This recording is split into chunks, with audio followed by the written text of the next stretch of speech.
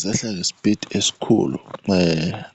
Njengoba ngishiya sekuqaleni ukuthi i-album makufika abantu beyibona isentsha, bayangena ngespeed abantu beyiphushe i-album. Ungaze ube ne-idea wena ukuthi hheyi, shuthi igila iy'manga yenzani.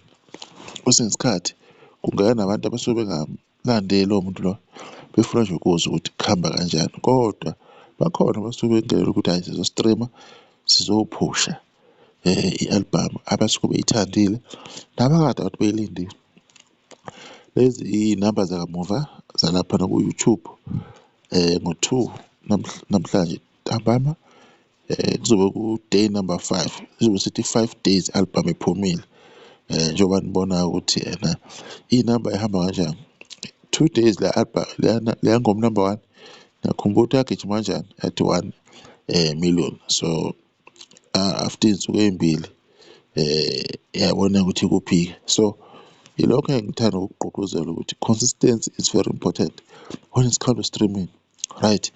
Iy'ngoma lezi ey'khuphuka kakhulu-ke since yahlanganisa i-million leya, yizo iy'ngoma engisho ukuthi ngiyaqoka kahle, Jola naye yizo iy'ngoma lezi. Nazo futhi ey'sesekuma-trending charts eziza kancane zishaya kahle, yizo lezi ethi zishaya amadoda, inkungu kakhuhla, ngisheshe nangijaja, ngiphuza kakhulu, inhlahla iza nebhadi, umshado wamafa, ziko-300K-ke lezo ngoma lezo, njengoba ziwu-6 eziningi-ke ezinye zilaphana ko-200K.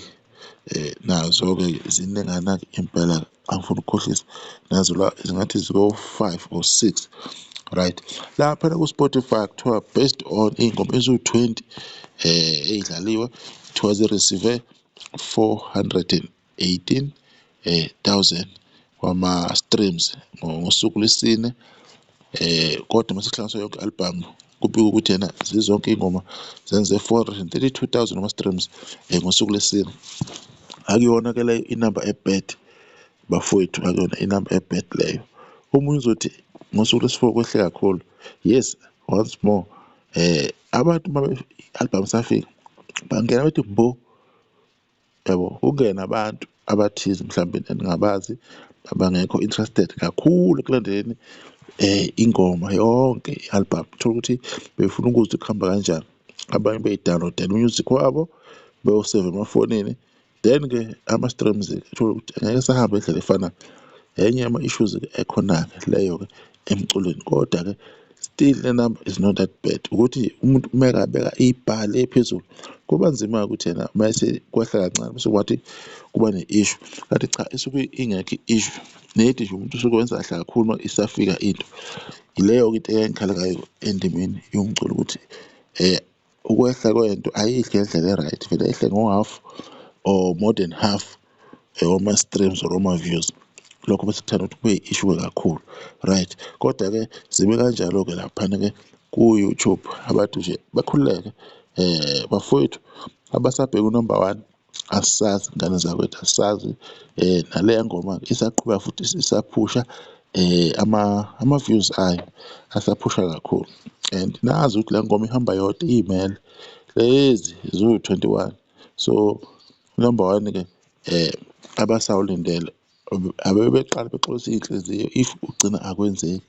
Iy'nsuku seziningi kakhulu, seziwu-4 sesongena usuku luka-5 ngo-2 namhlanje. Ama-changes akubukeki ezogcina ekhona, kodwa-ke lokho-ke akusho lutho, bekuyoba into emnandi ukuthi ahlale ku-number 1.